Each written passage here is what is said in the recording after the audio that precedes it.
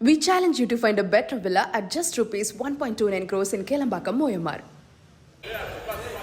அதே மாதிரி தமிழர்களுடைய வீரம், பண்பாடு, கலாச்சாரம் இவர்களுக்கு முக்கியமான அந்த ஜல்லிக்கட்டு போட்டிகள் இன்றைக்கு தமிழர்களுடைய அடையாளமாக இருக்கின்ற அந்த போட்டிகளுக்கு மதுரையிலே அலங்காநல்லூரிலே 63 கோடி ரூபாயிலே கலைஞர் ஏறுதழுவுதல் அரங்கம் அமைத்து தந்தது திராவிட மாடல் அரசு என்பதை மகிழ்ச்சியோடு தெரிவித்துக் கொள்கின்றேன். ஏனென்றால் இப்போ எல்லா இடத்திலும் மாட்டு வண்டி பந்தயங்கள்லாம் நடத்துறப்போ காவல்துறை தடுத்துறாங்க. அதற்கான வழிகாட்டு நெறிமுறைகளை நடத்தி தமிழர்கள் அந்த பந்தயங்கள் போட்டிகள் நடத்துவதற்கு நடவடிக்கை மேற்கொள்ள வேண்டும் என கேட்டுக்கொள்கின்றேன். அதே மாதிரி தமிழ்நாடு சாம்பியன் அறக்கட்டளை ரொம்ப ரொம்ப மகத்தான திட்டம். ஒரு ஊர்ல ஒரு விளையாட்டு வீரர் இருப்பார், அவருக்கு விளையாட்டு உபகரணம் வாங்க வழி இருக்காது, பயிற்சியாளர்கள் வழி இருக்காது, வெளிநாடு சென்று பயிற்சி எடுக்க வேண்டும் அதற்கு வழி இருக்காது, வெளிநாட்டு போட்டிகளில் கலந்து கொள்ள வேண்டும் அதற்கு வழி இருக்காது. எங்கேயாவது யாராவது கேட்டால் பல பேர் அலட்சியப்படுத்தி அவர்கள் ஒதுக்கி விடுவார்கள்.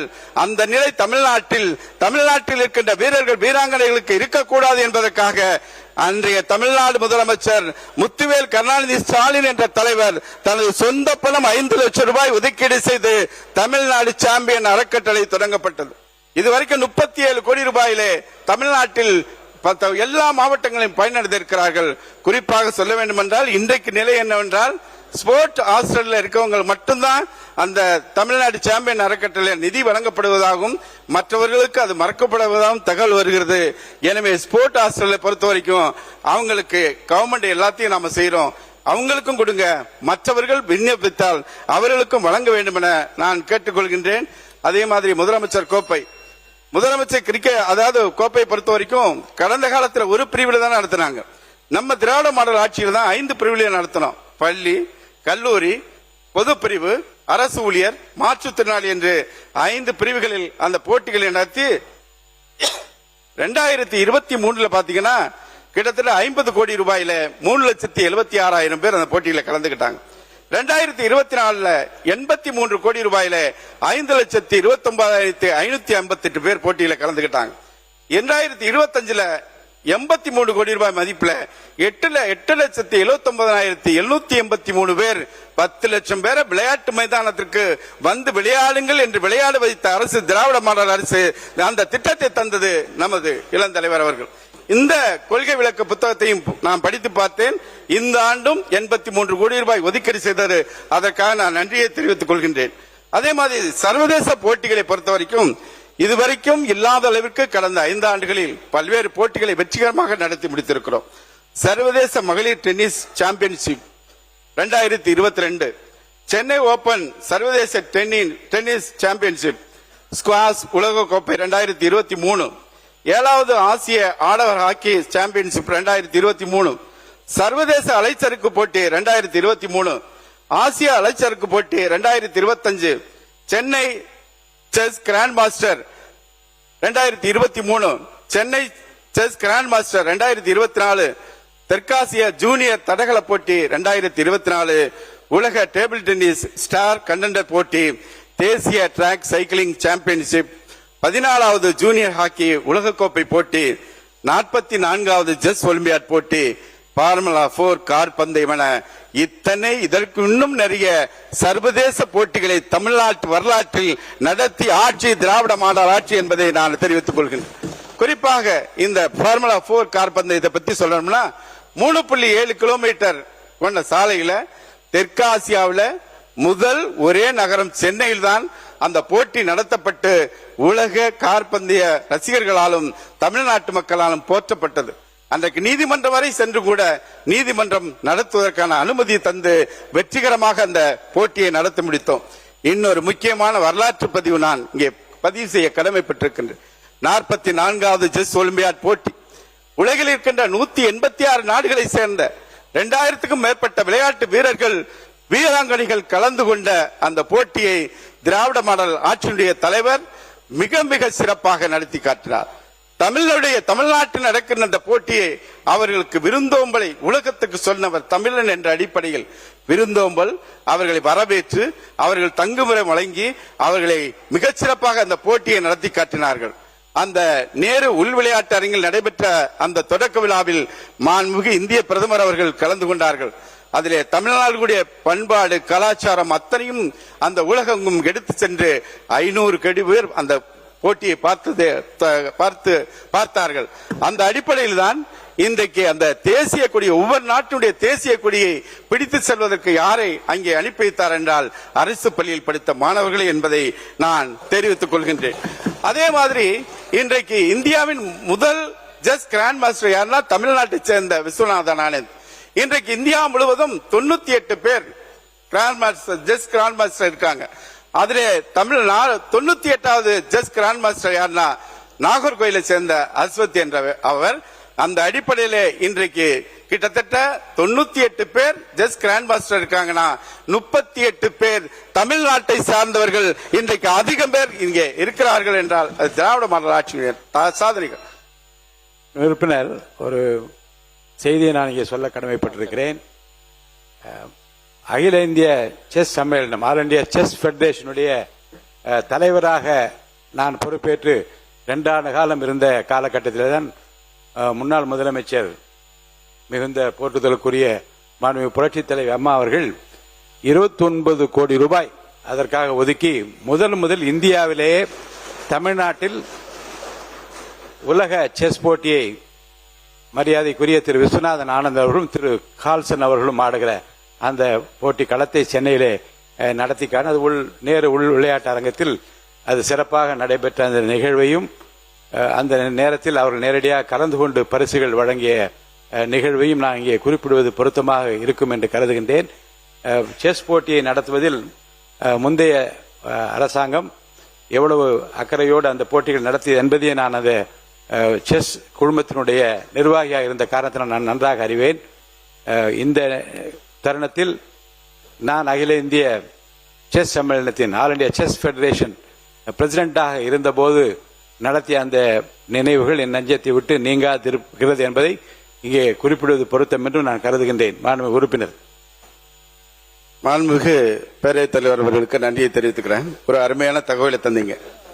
அதே மாதிரி இன்றைக்கு திராவிட மாடல் ஆட்சியினுடைய சாதனை மட்டுமல்ல, தமிழ்நாட்டில் இருக்கின்ற விளையாட்டு வீரர்கள் வீராங்கனைகள் ஒலிம்பிக் பதக்கம் வேண்டும் என்று கனவோடு இருக்கின்ற அத்தனை லட்சக்கணக்கான வீரர்கள் வீராங்கனைகளுக்கும் முக்கியமான திட்டமாக நமது திராவிட மாடல் ஆட்சியுடைய நாயகர் தலைவர் அவர்கள் குளோபல் ஸ்போர்ட்ஸ் சிட்டியை செம்மஞ்சேரியில உருவாக்கினார்.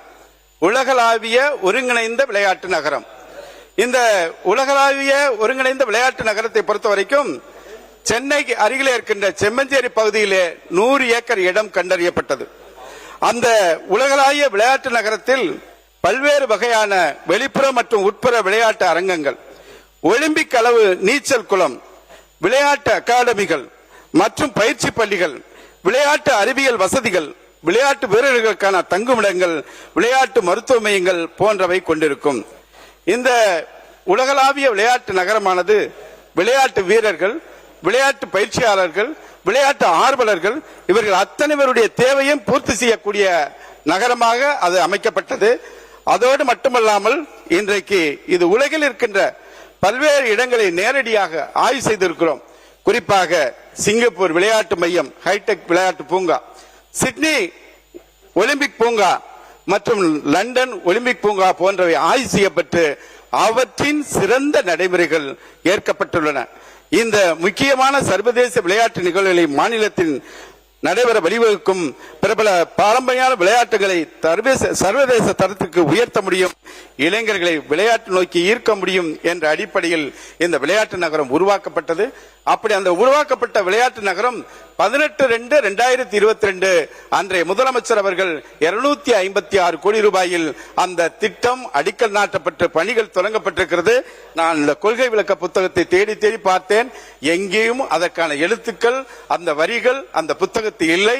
ஏனென்றால் 2020 டோக்கியோ அந்த ஒலிம்பிக் போட்டியில் நீரஜ் சோப்ரா என்ற இளைஞன் ஈட்டி எறிந்து 85.67 நீளம் ஈட்டி எறிந்து தங்கப்பதக்கம் பெற்ற பொழுது இந்தியாவில் இருக்கின்ற 140 கோடி மக்களும் நாமே பதக்கம் பெற்ற மாதிரி உணர்ந்தோம். இந்த விளையாட்டு ஸ்போர்ட்ஸ் சிட்டி உருவாக்கப்பட்டால் தமிழ்நாட்டில் இருந்து ஒரு வீரனோ ஒரு வீராங்கனையோ எதிர்காலத்தில் நடக்கின்ற அந்த ஒலிம்பிக் போட்டியில் தங்கப்பதக்கம் வெல்லக்கூடிய அளவில் தான் அந்த ஸ்போர்ட்ஸ் சிட்டி உருவாக்கப்பட்டிருக்கிறது என்பதை கருத்தில் கொண்டு இது மிக மிக முக்கியமான திட்டம். விரிவுபடுத்தப்பட்ட மெட்ரோ அருகில் அந்த ஸ்போர்ட்ஸ் சிட்டி பணிகள் நடைபெறுகிறது. எனவே இந்த அரசு அந்த திட்டத்தை தொடர்ந்து செயல்படுத்தி எதிர்காலத்தில் ஸ்போர்ட்ஸ் எக்கானமி என்று சொல்லக்கூடிய இந்த 256 கோடியில் கட்டப்படுகின்ற அந்த விளையாட்டு அரங்கில் எதிர்காலத்தில் 20,000 கோடி ரூபாய்க்கு மேலான வருமானம் நமக்கு வந்து சேரும். தமிழர்களுடைய பெருமை உலகெங்கும் கொண்டு சேரும். எனவே ஸ்போர்ட்ஸ் சிட்டி திட்டத்தை தொடங்க வேண்டும் என கேட்டுக்கொண்டு நன்றி சொல்லி முடிச்சிடலாம். அதே மாதிரி இந்த ஒரே ஒரு நிமிஷம், அந்த ஸ்கூல்ல 1 மணி நேரம் எக்ஸ்ட்ரா நாம கொடுக்கிறோம் அப்படின்னு நிதியமைச்சர் சொல்லியிருக்காரு. விளையாடுறதுக்கும் உடற்பயிற்சிக்கும் கிட்டத்தட்ட 37,500 பள்ளிகள் இருக்கிறன. இப்படி எல்லா மாணவர்களும் வெளியில வர்றப்ப அவர்களுக்கு தேவையான விளையாட்டு மைதானம் இதெல்லாம் கண்காணிக்கப்பட்டதா? ஒருவேளை உடற்கல்வி ஆசிரியர் மட்டும்தான் அது பார்க்கணுமா? கூடுதலாக ஆசிரியர்கள் நியமிக்கப்படுவார்களா? அதற்காக மாண்புமிகு நிதியமைச்சர் அவர்கள் ஏதாவது நிதி ஒதுக்கீடு செய்யிருக்கிறார்கள் என்பதை அறிய விரும்புகிறேன். அதே மாதிரி எனது ஆலங்குடி தொகுதி கல்லாலங்குடி ஊராட்சியில கலிபுலா நகர் பாரதியார் பகுதியில் நெட்டுத்துக்கரை பகுதியில் கிட்டத்தட்ட 300 குடும்பங்கள் 80 ஆண்டுகளாக இருக்காங்க. அங்கே ஒரு குளம் சேசாய் சமுத்திர குளம்னு ஒரு குளம் கைவிடப்பட்டது. அது சான்றுகளே இருக்கின்றன. அதனால அது அரசு முடிவெடுத்து அந்த 300 பேருக்கும் பட்டா வழங்க வேண்டும். அதே மாதிரி ஆலங்குடி தொகுதியில் ஆலங்குடி SS நகர்ல கிட்டத்தட்ட 79 பேர் நத்தம் பட்டாவில் எல்லா ஃபைல்லாம் ரெடி பண்ணி CLA இருக்கு. அந்த பட்டா வழங்குவதற்கு மாண்புமிகு வருவாய்த்துறை அமைச்சர் நடவடிக்கை மேற்கொள்ள வேண்டும். அதே மாதிரி மயிலாடுதுறை மாவட்டம் சீர்காழி வட்டம் நெப்பத்தூர் கிராமத்தில் 200 பேர் இருக்காங்க. அவங்க தனியார் நிலத்தில் இருக்காங்க. நான் பிற்படுத்தப்பட்ட நலத்துறை அமைச்சராக இருக்கப்போ 84 லட்சம் பணம் ஒதுக்கி கொடுத்தாச்சு. அதை கண்காணித்து அந்த மக்களுக்கு பட்டா வழங்குவதற்கு நடவடிக்கை மேற்கொள்ள வேண்டும் என கேட்டு, ஆகவே இந்த பேரவையில் பேசுவதற்கான அனுமதி தந்த தங்களுக்கு நன்றி கூறி விடைபெறுகிறேன். நன்றி. மாண்புமிகு உறுப்பினர்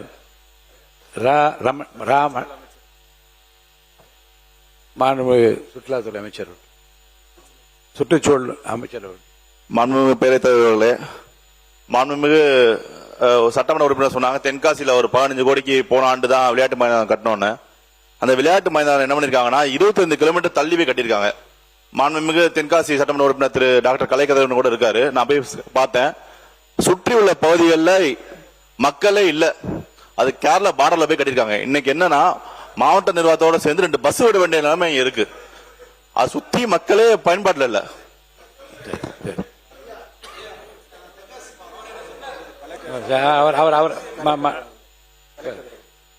உறுப்பினர் கலை கதிரவன். மாண்புமிகு பேரவைத் தலைவர் அவர்களே, மாண்புமிகு அமைச்சர் சொன்ன மாதிரி அது ஒன்றும் கேரளா பார்டர்ல எல்லாம் கட்டல. தென்காசி தொகுதிக்கு உட்பட்ட பாட்டாக்குறிச்சின்ற இடத்துல தான் கட்டியிருக்காங்க. தென்காசி தொகுதியை பொறுத்த வரைக்கும் என்னன்னா இடங்கள் கிடையாது. தொகுதிக்குள்ளேயே அவ்வளவு பெரிய இடம் கிடையாது. அந்த காரணத்தினாலதான் அதை கொண்டு போய் கட்டியிருக்காங்க. மிச்சபடி வேற எதுவும் அமைச்சர் சொல்ற மாதிரி ரொம்ப கேரளாவோட பார்டர் எல்லாம் கிடையாதுங்க. We challenge you to find a better villa at just rupees 1.29 crores in Kelambakam, Moyamar.